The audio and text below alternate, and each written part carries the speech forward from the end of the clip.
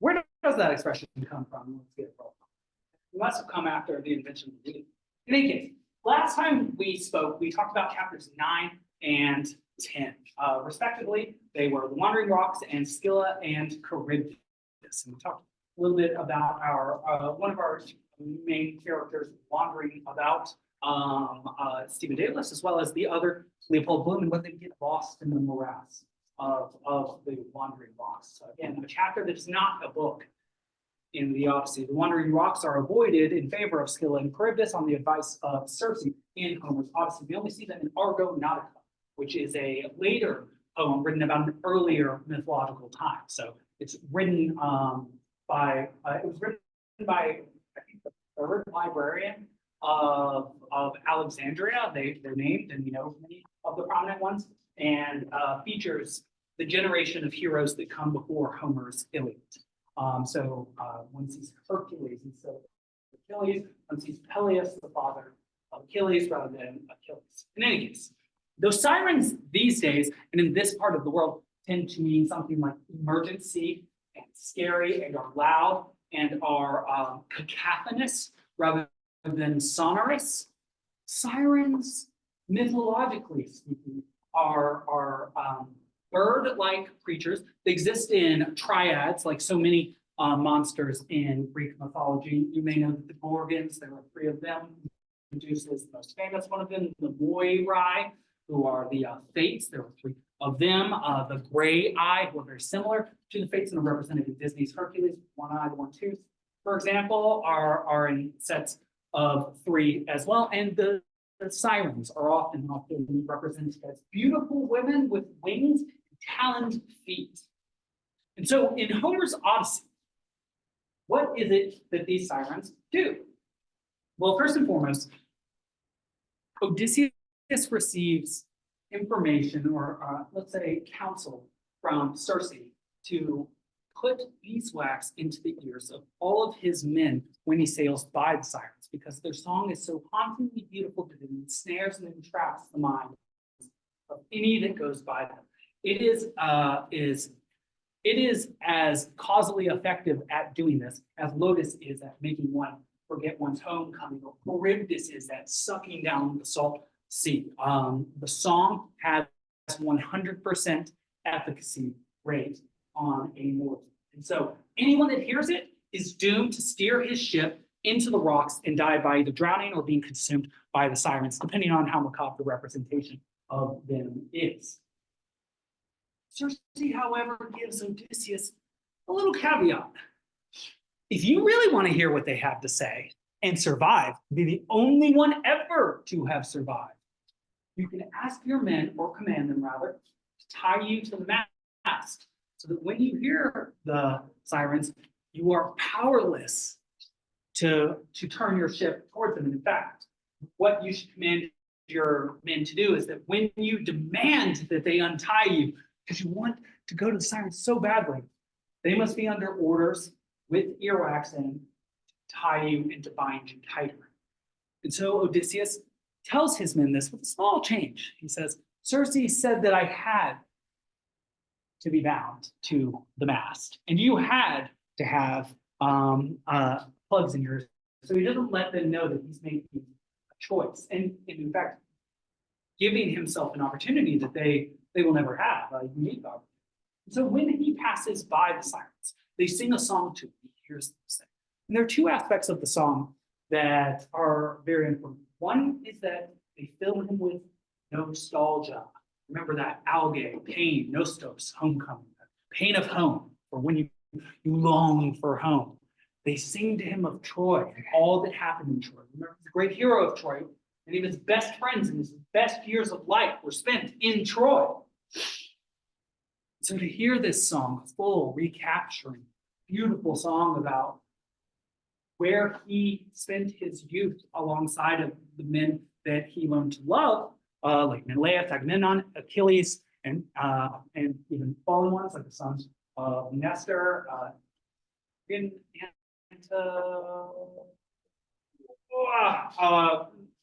Nestor's son does die, and he is one of the good friends of Achilles. Yet his name is denied to me by my memory right now. I must have drunk from that the river led before class. In any case, the second thing that the Sirens say they sing of to Odysseus, which I've been asked before whether this is something they say to all who pass by or whether this is specific to Odysseus. And this is a question, right? If they can sing to people what their deepest desire is, does their song, and this is very interesting, is it always the same? Because everybody secretly desires the same thing? Or is it always different? Because everybody's desires are different. And so, what is it that they say to Odysseus? Say, we will give you knowledge of all things.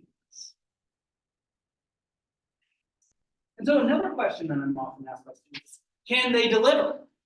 And my response is one of those dissatisfying sort of pragmatic teacher responses, which is, even if they could, they don't intend to, because you'll die on the rocks much sooner than they could convey to you knowledge of all things. How long would that take, by the way? Infinite amounts of time to know all things? I mean, all things, does that include the future? So how could you possibly have enough time in the present ever to, you understand the conundrum of that? Time continues to pass, things continue to happen, new knowledge is generated every second. How could you possibly ever catch up? It's sometimes called the knowledge problem by economists. In any case, Odysseus hears this call. He demands to be let free, but he's already put his men under orders to tie him tighter. He's tied tighter, and he makes it through. And does hear this song. Well, so how does this relate to chapter 11? Chapter 11 is a chapter about sound and songs. Many, many different sounds play themselves along during this chapter. And in fact, it was supposedly constructed by Joyce as a fugum ad canonum. A fugue, which is a piece of music, which is based on flight. It comes from both the Latin and the Greek words fugue, which means to fly, to flee, and the same sense that Gandalf uses in the Fellowship of the Ring. Fly, ye fools. He means flee, not grow wings. But a fugum ad canonum, canon, like canon law means rule. So it's fugue according to canon. Joyce studied music, and in fact, he says that between visual art and musical art, he liked music most. And how many of you would say music is your favorite art form? How many of you would at least say that music is the art form that you indulge in most? Almost everyone, right? Yeah, it's like getting ready in the morning. It's either a debate between listening to some talking or listening to some music. In fact, depending on when I get up in the morning, sometimes I'm like, music's a little bit harsh at 5 a.m. I'd rather listen to a little talking. And then, and this is why morning shows are often available on radio stations in the morning, because it's especially like a rock station. It's a little much to be listening to like, I ain't no part of that song at 5 a.m. And so we want to hear some sound, but we're not quite yet ready for music. And so this chapter focuses not only on differing sounds, and in fact ends with a very remarkable sound, the sound of balloon passing gas, which I will tell you, it seems vulgar, but has high literary precedent in Dante's Inferno, Canto 21, which ends with a line in translation. If there's a demon, his name is Malakota. He's the head of the Malabranche demons who parade around and guard the circles of fraud, or the bulges of fraud. And he makes of his arse, this is in C.H. Sisson translation, a trumpet. Right? We hear a very similar sound at the end of this chapter. So we run the gamut with sounds. We also see different ways that music is used. This is particularly important. We see the ways that music is used to entrance and to ensnare the minds of people, to either lead them towards, say, sentimentalism, which is to be led backwards towards an ideal past that does not exist, sort of like Don Quixote seemed to want to bring about with his chivalric romances, which are themselves based in an idealized imaginary realm that does not physically exist anywhere besides within the confines of pages of books or within the curls of our brains where our memories lie. Not only are there sounds that make one sentimental in terms of song, there are also songs that lead one towards nationalism, for example. So songs can be used in order to inculcate a particular identity into one person. An example I give that's personal to me is that after the attacks on the Pentagon and the two towers on September 11th, 2001, besides the fact that every single channel, including all the cable channels, had news on them, MTV, ESPN, all of them, news. So very quickly after the attack, rock music would be sampled with George W. Bush giving a speech saying something like, "We will not bend to terrorism," or "We will fight back." And why was this music created? Exactly. Well, we felt very under threat. The people didn't know what was happening, didn't know even really who the enemy was. Some foreign policy elites did and knew the history of it. And we do now know the history of it and many of the causa belli of that event. But at the time we didn't. And so this music comes out. This is propagandist music. This is music that is made to instill in us nationalist fervor, to make us patriotic and one. And in fact, was partially useful in getting many young people to then sign up for the military. And I have multiple friends who are in the Marines as a direct result of that. And so one of the uses of music can be to be a form of propaganda which inculcates feelings of nationalism in oneself. We have a couple of examples in this chapter. Love's Old Sweet Song, for example, is sung in order to think of sentimental past. Simon Dedalus himself already cried and broke down, said, "Lord, take me whenever you will," when he saw the grave of his wife, now dead. Love's Old Sweet Song. Now, when he thinks of love, he thinks of his wife who has passed. He's dripping in sentiment. It's also sort of a sad thing. Bloom observes that he's a drinker and has ruined himself with drink rather than becoming a very famous singer as he could have, musician, very similar to Bloom's wife, who was herself a somewhat famous, or at least a locally famous and successful opera singer. Simon is giving his energy to his imagination and to the past. He is spending himself making no money for his family that we know needs money, hanging out at the Ormond Hotel, feeling these deep, these pseudo-deep emotions. The second song that's indicative of nationalism rather than pure sentiment, which is sung by Ben Dollard, which Bloom actually leaves before the conclusion of, is called Crappie Boy. It is about a young Irishman who is rebelling and wants to bring about Irish unification or independence, excuse me, and he goes to confession. Good Catholic Irish boy. At confession, he reveals all that he has done. And yet these evil Brits, this British captain, has disguised himself as a priest. And so when this young Irishman confesses to the priest, he is really confessing to the law, and he is hanged. So any Irish person listening to this song, all these particular characters who are Irish as well, are filled with feelings of nationalism and the injustice of those terrible English doing this to their young man. This is a song that Bloom hears but is not moved by, is not touched by. He leaves before the end of it, meaning that he is not spellbound, entranced in the same way as others. I said that this is a chapter that plays with sound, not just music. This is not the entirety of the introduction, but I think it gives a good idea of the ways that Joyce is attempting to tune our ear to what is coming. So bronze by gold, heard the hoof iron, steely ringing. You see that he's spelling words together without spacing, very similar to how he eschews punctuation often and quotation marks. Imperial thin, chips picking off chips off rocky thumbnail chips, horrid.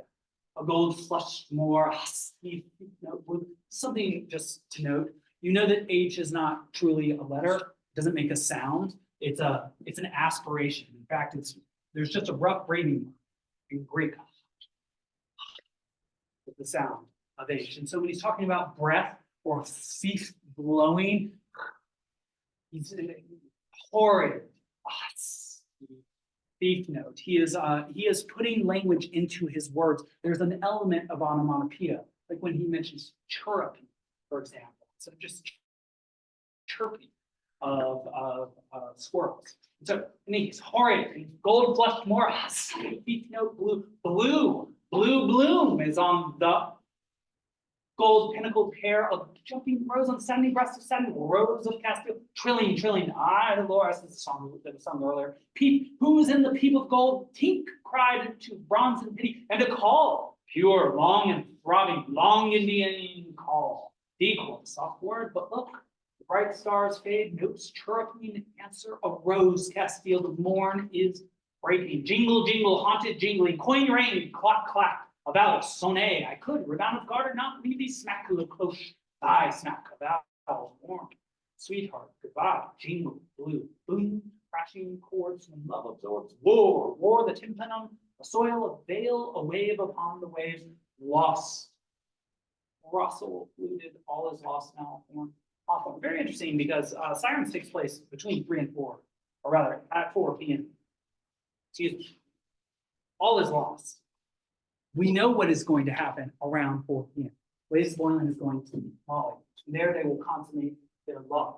So also here in Silence, not only do we hear many, many sounds, but we get to see Bloom spy in the Ormond Hotel on his rival Blaze Boylan.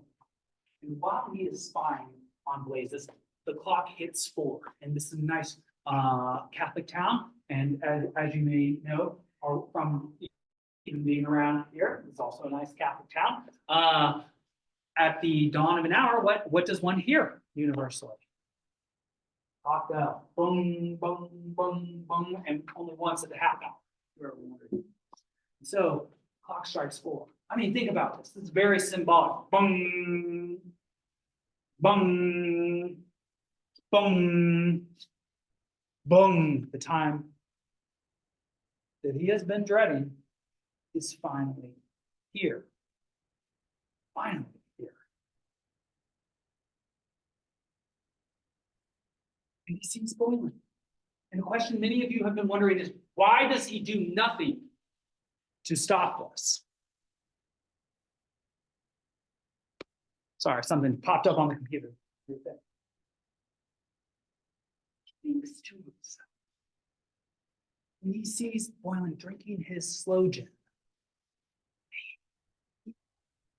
God, I want you to really imagine the moment of weak hope that he has, very similar to the moment of weak pleasure that he has when he sees Martha Clifford's letter, kind of like when you see a red notification on Facebook or on Instagram, right? You get the one little notification or a text message and you're kind of like, oh, a little bit happy. And then you check your phone 50 times to see if you see it again. It's only the once.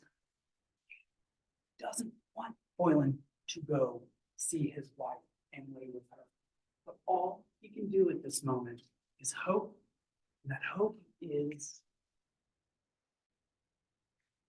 because Boylan gets up impatiently, goes out to his car, he drives away, and at 4:30, Bloom's watch will stop.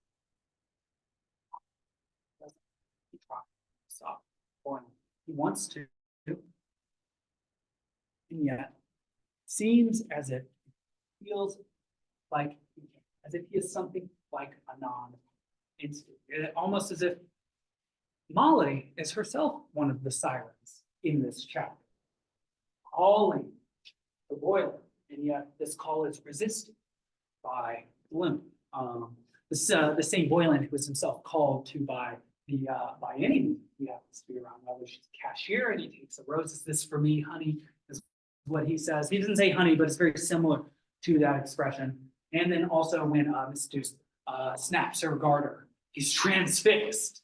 He, like Don Giovanni, is a ladies' man about town. It's not that he loves Molly, it's that he likes the ladies.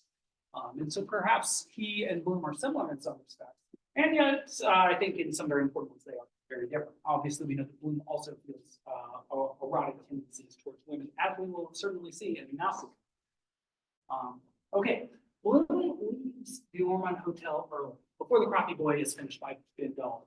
Like Odysseus, he is not subject to the allure of the Sirens in the same way as the sailors surrounding him, as it were. Odysseus survives due to his ingenious trick being tied to the mast of the ship that Circe told him to do, due to his level-headedness, seemingly. And then, as I told you, the chapter ends with Bloom expressing his flatulence. And so we have sounds of all sorts, natural and artificial, in this text. And in fact, it is, he waits until a tram is going by to express this flatulence so that it is unheard, except for by us. Chapter 12, the Cyclops. So even though I really wanted to get to chapter 15 today, I think that it is going to be very difficult because I'm going to have to spend a moment explaining to you in detail the Cyclops episode from the Odyssey. Because the Cyclops episode of the Odyssey is a tour de force of Odysseus's abilities. Do any of you know what tour de force means? It's originally French, but has been co-opted into our own. Tour de force means the best example. So if this were the best lecture I'd ever given, this would be a tour de force of my ability to lecture. Or if a baseball player, a pitcher, there's a no-hitter, it's a tour de force of that pitcher's ability. It's a tour of their ability, a tour of their strength, as it were. In the Cyclops episode, which I've mentioned is not the most devastating episode by any means in the Odyssey. The most devastating episode obviously being the Celestial Rebellion, destroying 11/12 of Odysseus' ships and all the men on those ships. In the Cyclops episode, 6 out of 12 men who were taken into a small cave, or rather large cave, in fact, with full of cheese and various domestic goodies are killed. So only 6 people died. And yet, this is a long story. This is one of the longest stories that Odysseus tells to the Phaeacians right after his encounter with the Lotus. So what is the story? What happens? Odysseus makes it to this land. And on this land, he's very curious whether the people are hospitable, whether they honor what is called in Greek the Xenium. And this is the word from which we get xenos and xenophobic. Xenos in Greek means guest, but also host, and also stranger. And so it is the xenia, which is an abstract noun version of the xenos, is often called guest-host relationship, which in the Greek pantheon is honored by Zeus, which means that it is a very, very important value, perhaps the most important value. We still have very much vestiges of this now. You're always supposed to bring a gift to somebody else's home when you visit, for example, is a version of that. You're all very young, you are the gift at this point, but around sometime after you graduate college, all of a sudden you're not the gift anymore, you need to bring wine or some sort of dish. And that is how we honor the guest-host relationship to some extent. And it's very important in these pre-cell phone sorts of times. There's no way to communicate with one's home, nor with the people one is going to meet. So whether they want to poison one, or they're going to steal from one, or whether they're going to kill or sell one into slavery are major things that one needs to know. And so Odysseus hopes that this cave that he walks into, full of all these nice domestic goodies like cheese, seems like this person or these people have achieved animal husbandry, which suggests some level of civilization between them. A giant comes back into this cave. And instead of addressing them immediately, he pushes a large stone over the entirety of the entrance. Great. Odysseus, he's the man of words, he actions too, but also words, addresses this giant. Hello, great giant. I have come here under the protection of Zeus in order to have a guest gift from you, this giant. Oh. I do not fear the gods, nor do I honor the Xenia. It's like, gods, he's a giant. What's to keep him from eating me? Nothing. Guy grabs, this large man grabs 2 of Odysseus's men by the legs, dashes their heads. It's described as something like when one does it, I think, to a chicken. There's an animal analogy given. It's very macabre. He starts to skin them in front of Odysseus. Why doesn't Odysseus do anything? What can he do? What if he kills the giant? Which he can't do because he's a giant. What problem does he still face? He's trapped, not strong enough to move the boulder. What does he have to do in this moment? He has to watch. as his men are skinned. And then they're cooked.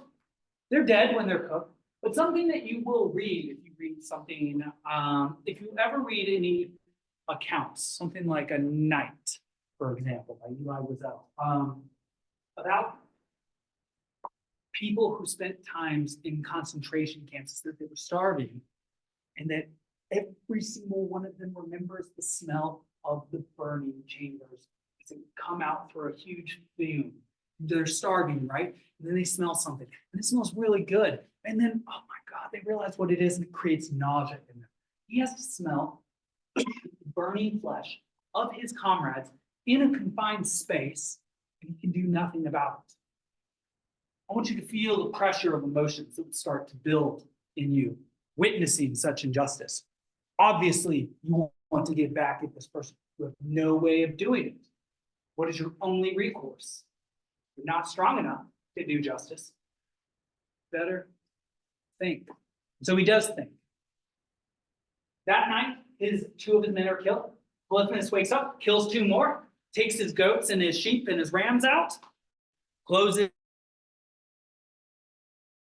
Odysseus has to think, what am I going to do? Polyphemus comes back in at the end of the day, does the same treatment to two more men. 6 out of 12 people are now dead. Odysseus has brought himself a gift to offer to this person. It is called Pramnian wine. Something about the Greeks is that they never drank, they very rarely drank undiluted wine. They would usually have 20 parts water, 1 part wine, probably because the water that they drank was full of bacteria, and having a little alcohol in it actually made it safe for drink. Odysseus says, I've got a gift for you. Here it is. He takes this wine, pure, drinks it down. That's sort of like somebody drinking pure spirits these days, right? We still water down spirits most of the time, either rocks, or somebody puts water in it, or someone puts a mixer in it. Some people drink spirits pure, but very few. In this case, this Cyclops drinks down one bottle and another, and he gets drunk. While he's drunk, he looks at this little Odysseus guy.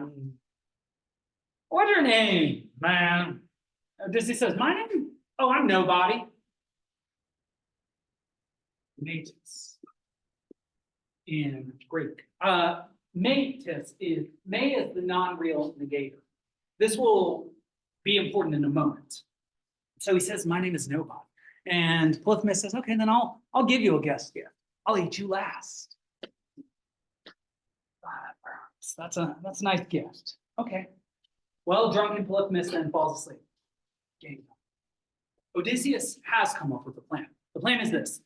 He and 3 men are going to take a 6-foot-long olive branch that's been sharpened, put it into the flames, jab it into Polyphemus's eye. He's blind. Why do they blind him instead of killing him with this? Yes? Door still. You can't kill him yet. So he's got to move the door. Next morning, well, before that, and this is very important, he screams out, my eye! And all the other Cyclopes come around. Something I didn't mention is that they're described as nomos. Nomos in Greek means rule or law. Is the negator. It means none. So they are without law. And so they all live as a law unto themselves in their own caves. And so they crowd around. And they say, who's hurting you? Polyphemus, that's the name of the Cyclops. And he screams out, what? Who is hurting him? Nobody is hurting him, right? And he says, Metis. That's the unreal negator. So it's like he's saying nothing is hurting me. Well, you might have heard that there is an old prejudice against mental disease in our culture, and that it's gotten weaker over the years, but that it has very deep roots.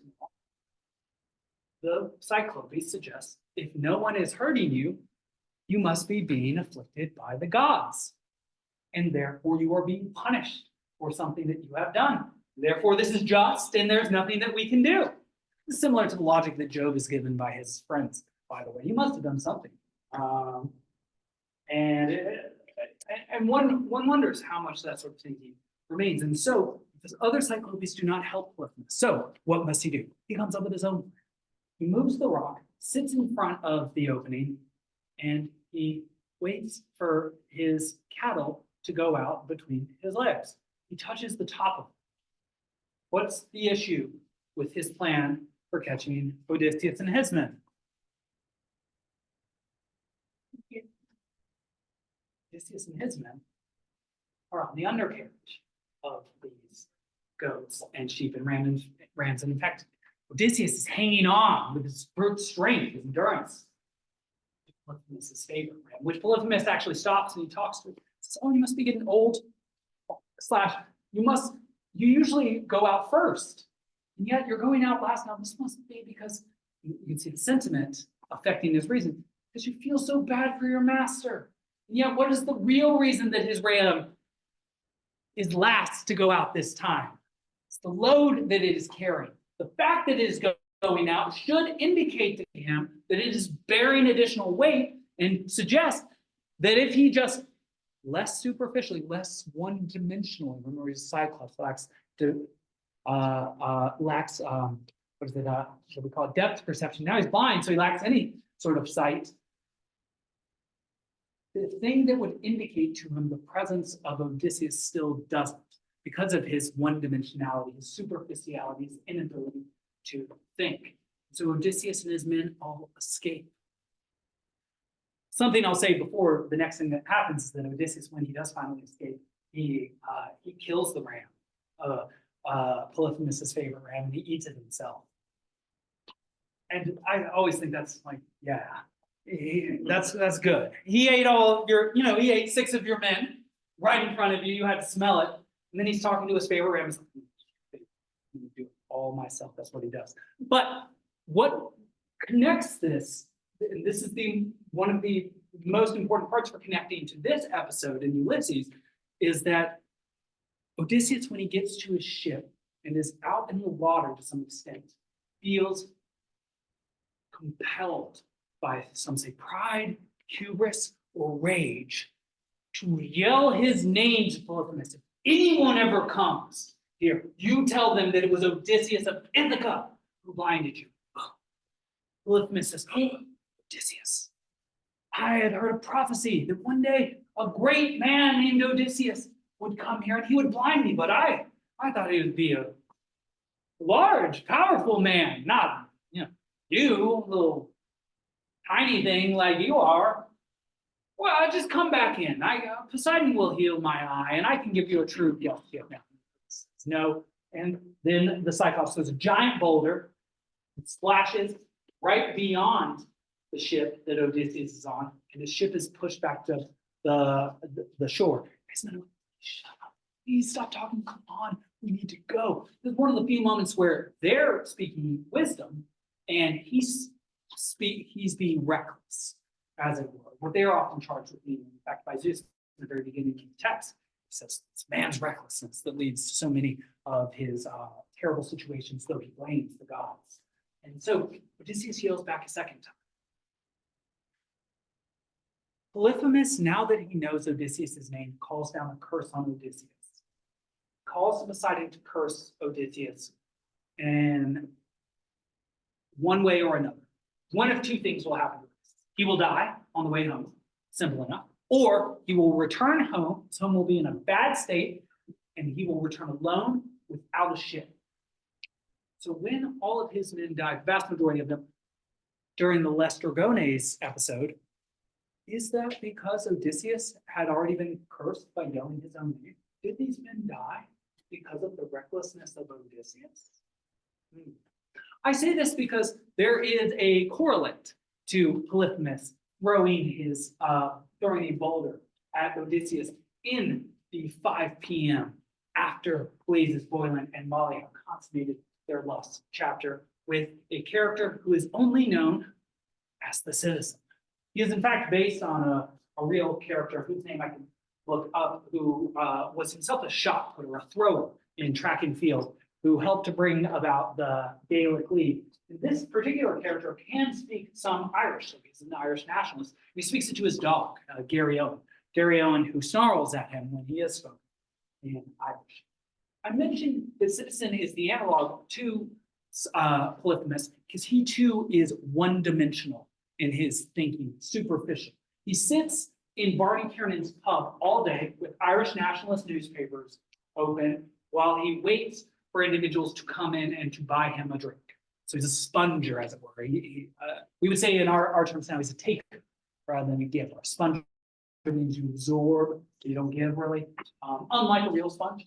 And he's constantly letting Bloom know that he's not one of them, that he is himself Jewish, and he sprinkles, litters, in fact, his language with anti-Semitic tropes. I only have a couple of them mentioned here, but when Bloom is talking, are you talking about the New Jerusalem? Again, trying to put Bloom into a box. Bloom, who defies these simple categories that these people around him attempt to put him into.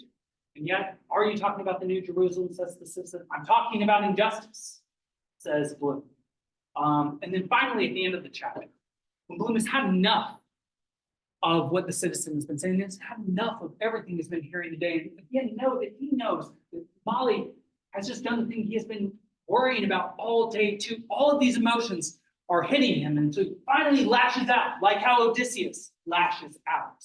And he finally recklessly yells his name at Polyphemus. He says, Mendelssohn was a Jew, and Karl Marx, and Mercadante, and Spinoza. Mercadante is not actually a Jew. And the Savior was a Jew. His father was a Jew, your God. Yeah, no father, says Martin. That'll do now, drive ahead.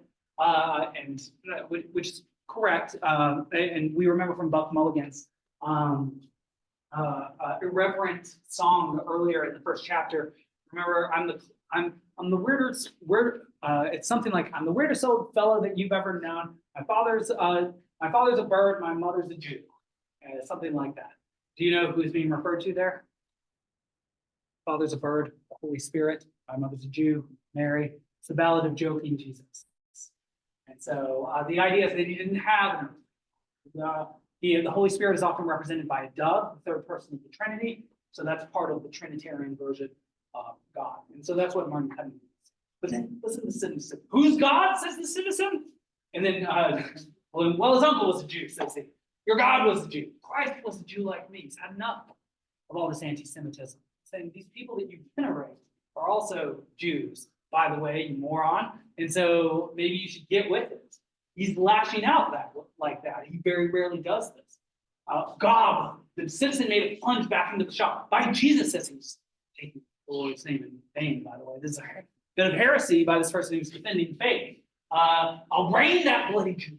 Brain that bloody Jewman for using the holy name. By Jesus, again he does it. I'll crucify him. So I will. That is an act of the Romans that was done against Jesus, by the way. And so he is now playing the part of somebody who is non-Christian by saying that he will crucify. This was a Roman punishment for capital murder. A lot of people don't know that. They think it's like a biblical punishment. The Romans crucified. Give us that biscuit box here. And so here is his great boulder. Hold on, citizen, says Joe. Stop. Big Gob, he drew his hand and made a swipe and let fly the mercy of God. And this is they're interestingly about Cyclops is that there is a narrator who is himself a moneylender who is in Barney Kiernan's pub talking to the citizen. There's a second narrator, the parodist, so-called, who describes things. This is the parodist narrator speaking. Mercy of God, the sun was in his eyes, or he'd have left him for dead. God, he near sent it into the county Longford.